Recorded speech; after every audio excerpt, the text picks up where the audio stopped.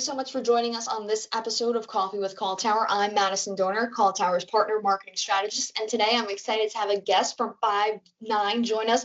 We have William Gainey on with us. Hey, William, how are you doing today? Hey, how are you doing? I appreciate it, Madison. I'm doing great today. Awesome. Well, really appreciative that you were able to come join us for this episode. And for all our partners watching, thank you for tuning in. And we're just going to jump right in it.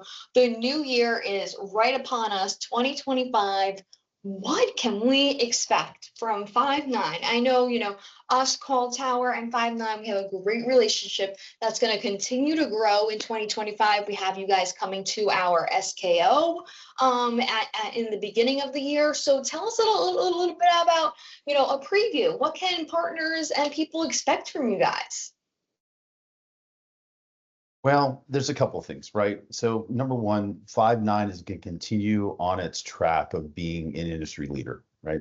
We believe that the new CX is really a source of advantage for us, really, and it's built around a winning experience, and it's all surrounded through the customer, right? So complete cloud native platform built to make every interaction connected, effortless, and personal, right? So what's this mean, right? Agents are empowered with advanced tools, real-time context, self-services, informative, personalized, conversational, and drives real business outcomes. In the past, we've used things like the term collaborative intelligence. We've probably used that for years. It's where AI agents and human agents work hand in hand to deliver a hyper-personalized, effortless customer experience. It's where brands deliver a better CX, lower costs, and higher efficiency. And Five9 really feels like we're going to deliver all of those things in 2025 by our AI innovation, the intelligent CX platform, and lastly, our trusted, expertise and partnerships like CallTower. Absolutely. And, we had you guys at our SKO last year coming into 2024. And again, buzzword was AI. You oversee, advanced developments and things like that. We were so infatuated by the IVA that you guys were doing and, bringing into the space. Can you tell us a little bit more about, how that went for 2024 and what upgrades, changes, already current users of Five9 CX can expect? Yeah, certainly. So, we're going to continue to lean into our industry-leading tools that drive outcomes and enhance customer experiences, right? One of the benefits is that we are engine agnostic. So it's kind of like this Cold War mentality. Things are popping up, technology's changing at a rapid pace, but because we have that open, approach, we can adopt new technology as it evolves in the marketplace. So you're essentially keeping relevant. There's no lock-in with proprietary technology, and you can keep your ROI, your investments in perpetuity, right? Areas where we're going to continue to lean in. At the end of the year or towards the end of the year, we launched something called Gen AI Studio. It's a centralized hub for building and deploying, testing Gen AI powered applications. We've won tremendous amount of awards, right? Just for the things of delivering customized AI summaries. So what's customized AI summaries do, right?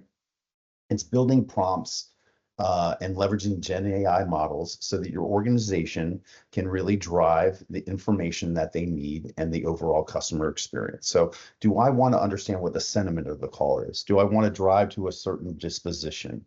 Do I want to understand if there was an intent to buy? Do I want to pick a specific language to summarize that and then capture that information, put it in my CRM, make it available for agents? We were extremely successful with that product, and we're going to continue to lean into it by expanding things like our AI insights to custom insights, which is the voice of the customer.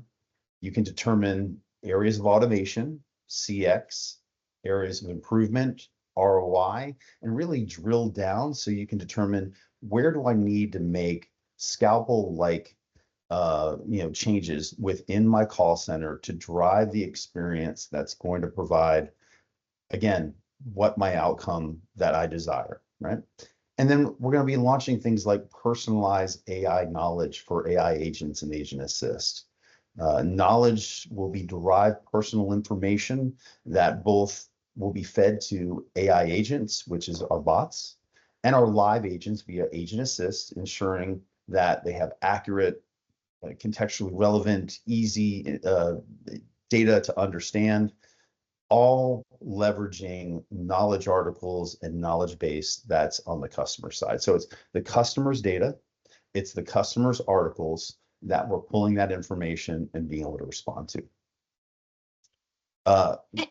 Lastly, we're going to lean into our Genius AI, methodology. So that's where we listen, analyze, and tailor and apply. We take the tools that we have, we listen to what the customer is saying. We run those through things like AI Insights and Five9 Analytics. And from there, we analyze that data to determine what changes, recommendations would yield the desired outcomes. I want to increase CX. I want to increase CSAT. I want to drive my own metric or ROI. From there, you can tailor those changes and test them against your previous interaction data. So think about that. I'm having all of my interaction data that I've had through multiple channels, and I can determine if I got another chance at it and I made these changes, what would those outcomes look like, right?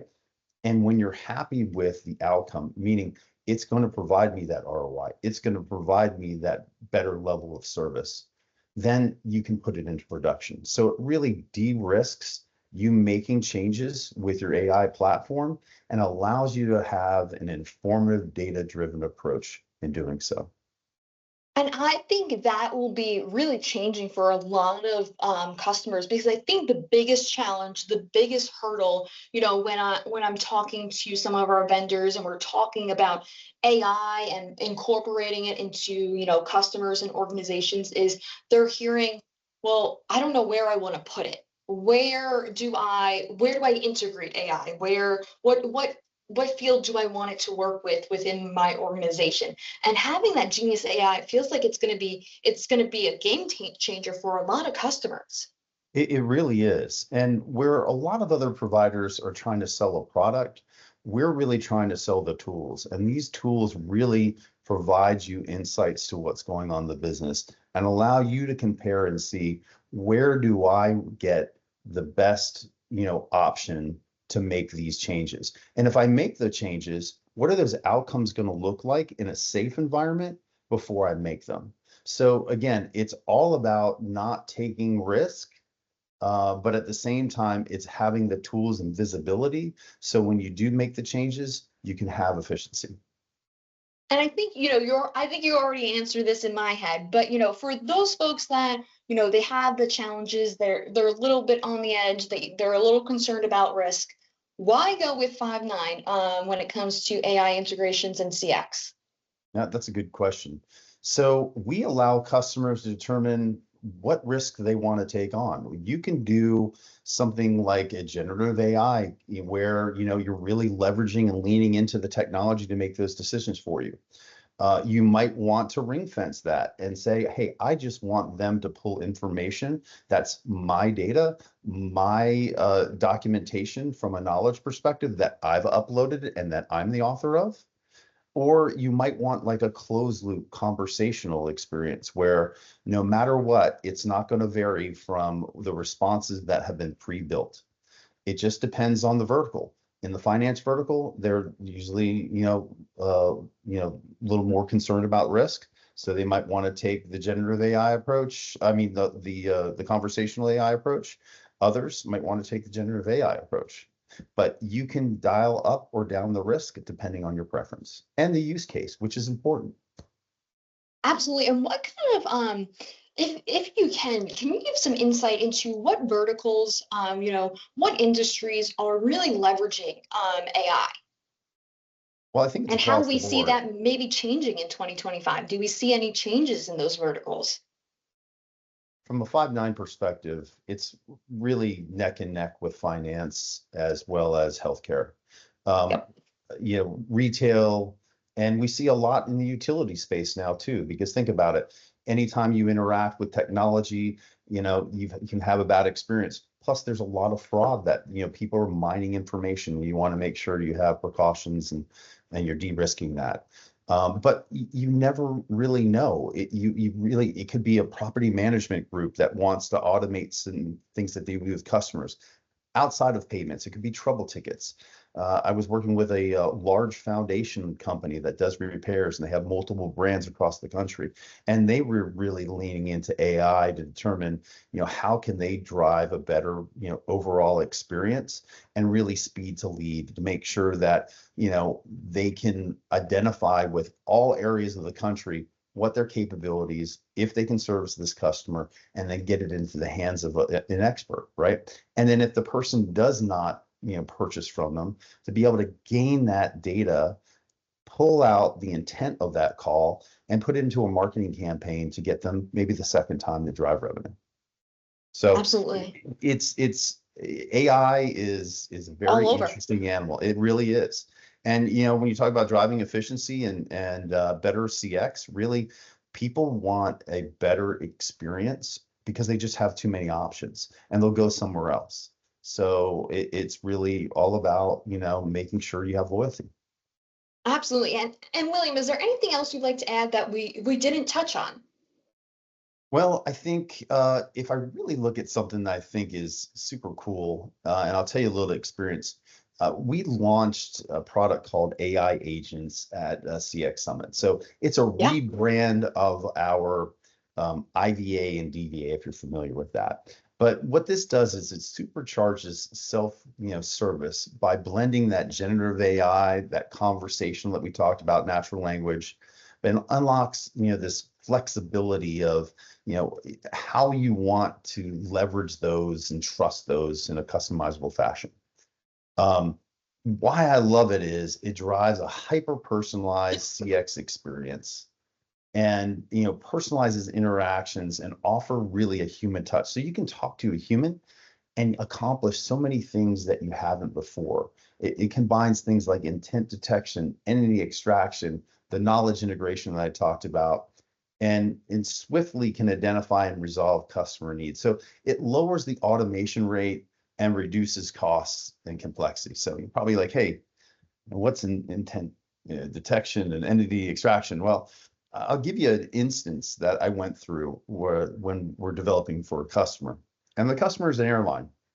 And so keep in mind, like, I want a reprieve from cold weather, right? I want to take a trip, maybe 3 days.